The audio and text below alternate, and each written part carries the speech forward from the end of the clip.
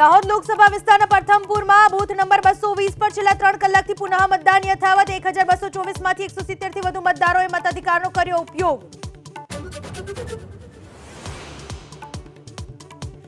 8 થી 6 દિવસ રાજ્યના કેટલાક વિસ્તારમાં પડી શકે છે વરસાદ। આજે મધ્ય અને દક્ષિણ ગુજરાતમાં વરસાદની હવામાન વિભાગની આગાહી।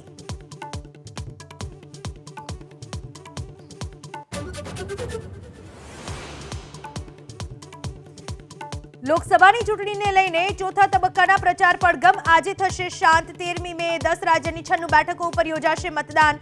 હમીરપુરથી આજે કેન્દ્રીય મંત્રી અનુરાગ ઠાકુર ભરશે ફોર્મ। જેલમાંથી બહાર આવતા જ આજથી કેજરીવાલ સંભાળશે ચૂંટણી પ્રચારનું સુકાન।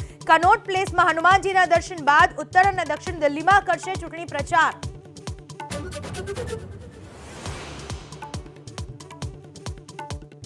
उत्तर प्रदेशના સીતાપુરમાં યુવકે પરિવારના 5 સભ્યોને ઉતાર્યા મોતને ઘાટ। હત્યા બાદ પોતે પણ ફાયરિંગથી કરી આત્મહત્યા। યુવક નશો કરતો હોવાથી પરિવારે કર્યો હતો વિરોધ।